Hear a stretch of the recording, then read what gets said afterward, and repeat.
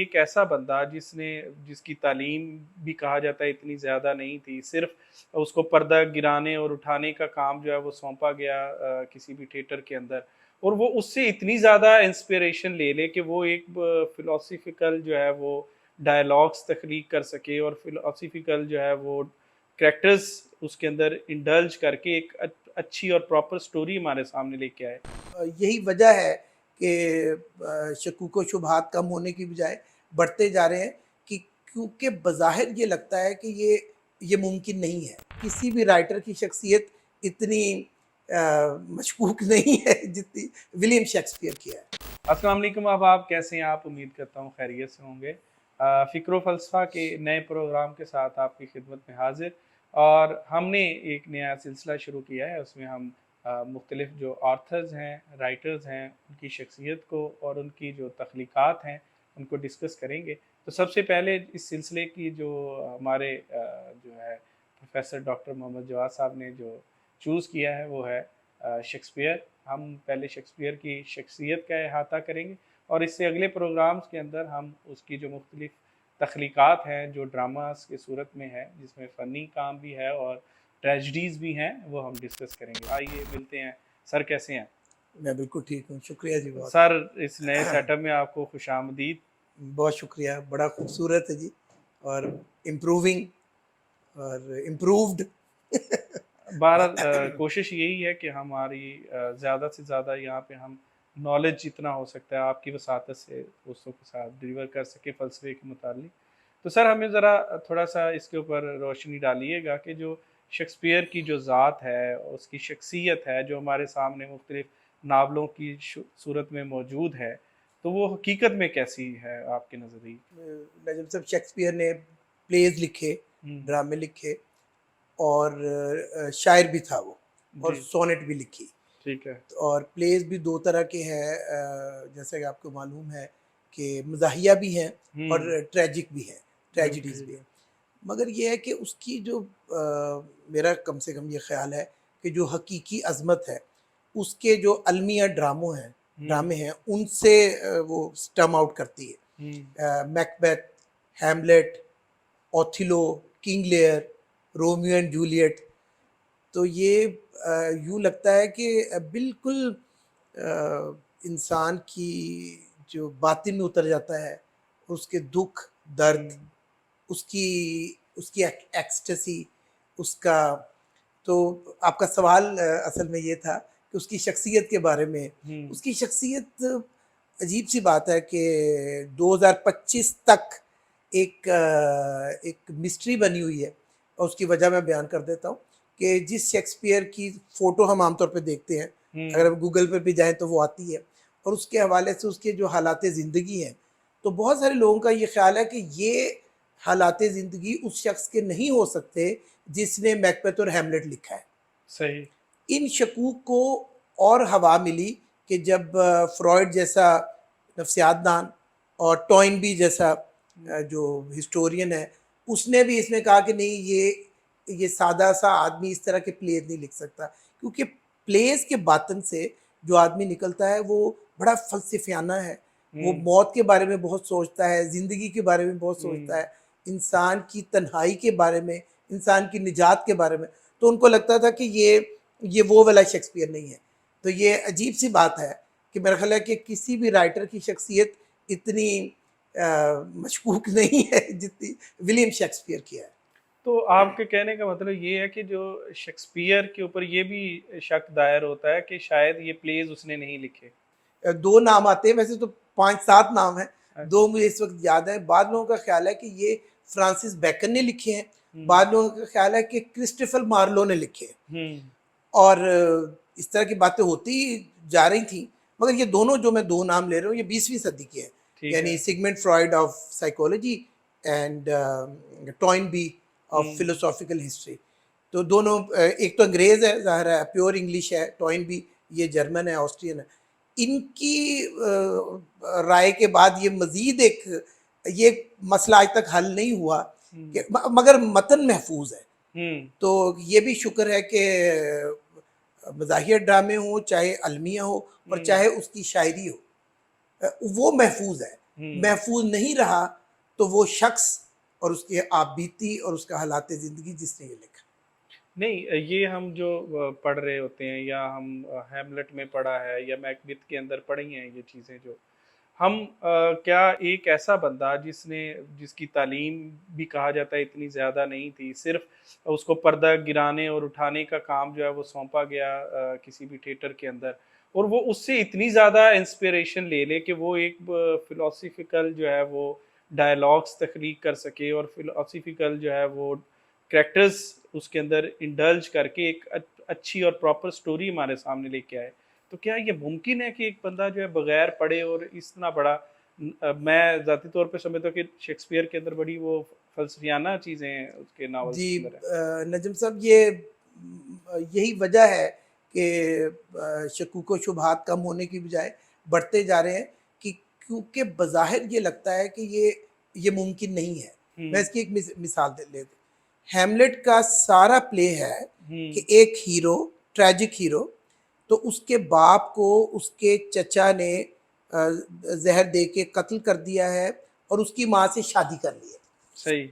अब अगर वो कुछ कहेगा तो ज़ाहिर है जिसने अब्बा मार दिया है हाँ, हाँ। और अम्मी से क्या उसको छोड़ेगा।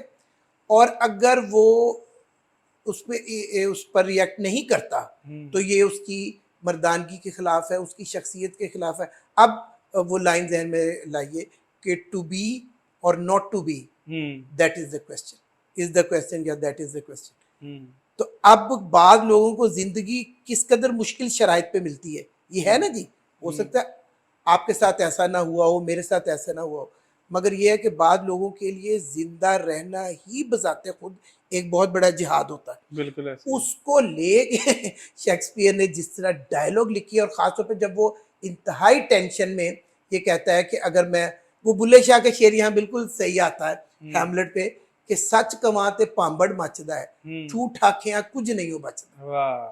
तो ये लोग कहते हैं कि नहीं, ये वो जो एक हल्का फुल्का एक्टर और एक सादा सा तालीम याफ्ता, ये नहीं कर सकता। इससे ये बजाते खुद एक दिलचस्प बात है, कंफ्यूजिंग तो है मगर दिलचस्प भी है।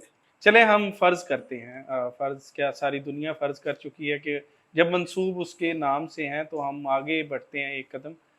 ये तो हमने डिस्कस कर लिया, लेकिन आगे हम बतौर शख्सियत हम शेक्सपियर को डिस्कस करते हैं, तो उसके ओवरऑल हमें किस तरह की शख्सियत हमारे ज़हन में बनती है? जो शख्सियत सामने है अब हमारे, जिसको हुँ, शेक्सपियर कहा जा रहा है, बड़ी सादा, हुँ, बड़ी फितरी, बड़ी बड़ी बैलेंस्ड, और वो मेरा ख्याल है, अब ये थोड़ा सा मैं हेसिटेट कर रहा हूँ, मगर आजकल जितना मीडिया है उसमें ये बात बड़ी नॉर्मल है, और अंग्रेज़ों की तहकीक के मुताबिक बायसेक्सुअल, ठीक है। Having sexual relations with both of the sexes. तो वो कहते हैं कि इस तरह का था। हुँ, तो मुझे नहीं पता, मगर बहरहाल के उस, अब ये है कि शख्सियत एक तरफ हो गई है। हुँ, अच्छा, मगर इसके बारे में मैं थोड़ी सी बात करूंगा।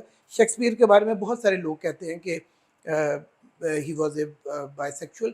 शायद ये भी उन्होंने कुछ अंदाजे लगाए हैं। मैं उसकी एक मिसाल दे सकता हूँ, और ये ज़रूरी नहीं कि दुरुस्त हो।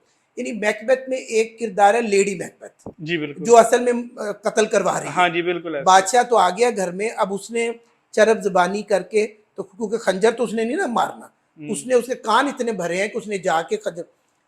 अब वो जिस तरीके से लेडी मैकबेथ के कैरेक्टर को बयान कर रहा है, ऊपर से अंदर से बाहर से, वो जिस तरह टिपिकल औरतों की तरह, हाँ, हद तो ये है कि जब वो बार बार कहती है कि अ, जाके कत्ल कर रहा कहा रहा है, हाँ, फिर तू बादशाह ते मैं मलका, तो वो उस वक्त भी उसको रोकता है, तो वो एक टिपिकल निस्वानी वो हरबा इस्तेमाल करती, कहती are you not a man, तुम मर्द। बिल्कुल। तो वो उसी चक्कर में कांपते हाथों से जाके, अच्छा, इनको देख के भी इसी तरह डेस्टिमोना है दूसरे, यानी शेक्सपियर के निस्वानी किरदार इस कदर निस्वानी है कि हुँ, वो लगता है कि अच्छा ये मर्द ने लिखे हैं, और मर्दाना किरदार इस कदर मर्दाना है। तो अब मेरा ख्याल है कि वैसे ये, इससे किसी के ओरिएंटेशन की तरफ नहीं जाना चाहिए। बहुत बड़ा फनकार जो होता है, हुँ, कहीं ना कहीं वो होता है जेंडरलेस है। मैं इसकी एक छोटी सी मिसाल दूं, फिर आप बात कीजिए कि मैंने देखा पंजाबी जो अच्छे दौर था हमारा पाकिस्तानी पंजाबी फिल्मों का, कि लिखता भी मर्द था और उसको डायरेक्ट भी मर्द करता था। हाँ, वो गाती औरत थी और नाचती औरत थी, मगर उसका जो शायरी है वो तो मर्द ही लिखता है। और किस किस्म की वो निस्वानी होती थी। अहमद राही की लाइन मुझे इस वक्त याद आ गई वैसे तो, कि मैं चन्न दे कोल जा पहुंची मेरी चुन्नी नू लग गए तारे। हाय, वाह वाह ये वाह। निकलता ना यह है। तो इस तरह की बड़ी चहमगुइयां हैं बेचारे शेक्सपियर के खिलाफ। तो सर आप उसको बतौर अदाकार, मतलब हम ज़्यादातर उसको देखते कि वो एक ड्रामा निगार था, एक थिएटर राइटर था, ठीक है, और परफॉर्मर था। तो उसका फ़लसफ़े से कितना जो है वो ताल्लुक़ था और कितना फ़लसफ़ा था उसके अंदर? बिल्कुल, नजम साहब उसका फ़लसफ़े से बहुत गहरा ताल्लुक़ लगता है और साइकोलॉजी से भी। अभी हम फ़लसफ़े की बात कर लें। मसलन हमारे फ़िलॉसफ़ी की एक बाकायदा एक मूवमेंट है, एग्जिस्टेंशियलिज़्म कहते हैं। उर्दू वालों ने उसका तर्जुमा किया है कि वजूदियत या मौजूदियत, वजूदियत ज़्यादा मशहूर हुआ। अब वो कहते हैं कि इंसान का पहले से कोई तयशुदा फ़ॉर्मूला नहीं है जिसके तहत वो पैदा किया गया है। और वो ये भी मानते हैं कि ज़िंदगी का असल में कोई मकसद नहीं है, फ़र्द उसे मकसद देता है। यानी life is meaningless but you are to give meaning to it. ठीक है। और अगर अच्छा वो मीनिंग कैसे देंगे, डिस्कशन से नहीं, वो मीनिंग तब देंगे कि जब कोई इंतहाई मुश्किल फैसला करेंगे जिस पे आपकी ज़िंदगी और मौत का या आपका कोई बहुत अहम हो। उस वक्त आप जो फैसला लेते हैं आइदर और, तो वो बताता है कि आप क्या हैं और उससे आपकी अपनी जो एक नेचर शो होती है। क्योंकि एक चीज़ ऑप्ट करने का मतलब यह है कि बाकी चीज़ें हमेशा के लिए ख़त्म हो गई। तो इसमें उसके जो ट्रेजिक प्लेज हैं वो इस तरह के एग्जिस्टेंशलिज्म से भरे हुए हैं। अभी ये हैमलेट की ही मिसाल लें, चले पहले मैकबेथ को देख लेते हैं। अभी बात हुई कि बीवी ने वर्गलाकर कत्ल करवा दिया, मगर तू बच्चा तो नहीं सर। क्यों किया? क्योंकि बादशाह बनने की वॉल्टिंग एम्बिशन उसके अंदर मौजूद थी। सही। वो वर्गलाया गया क्योंकि वर्गलाया जाना चाहता था। ये बारीकी देखिए, ये शेक्सपियर का इतनी ज्यादा है कि इंसान उसके इश्क में मुब्तला हो जाता है। वो उसको धोखा दिया गया क्योंकि वो धोखा खाना चाहता था, उसको वर्गलाया गया क्योंकि वर्गलाया जाना चाहता था। यानी ये भी है कि ज्यादातर, नॉट ऑलवेज, धोखा उसे दिया जाता है जो धोखा खाना चाह रहा हो। तो अहबाब ग्रामी, ये था शेक्सपियर की शख्सियत का अहाता, और हम अगले जो प्रोग्राम्स हैं उनके अंदर शेक्सपियर के मुख्तलिफ जो ड्रामाज हैं उनको जो है वो डिटेल में डिस्कस करेंगे। तो हमारे साथ रहिएगा, और आप चाहते हैं हम किसी ऑथर के बारे में डिस्कशन करें, उसकी किसी किताब के बारे में आपको ओवरव्यू दें, तो आप हमें कमेंट बॉक्स के अंदर बता सकते हैं। आपका बहुत बहुत शुक्रिया।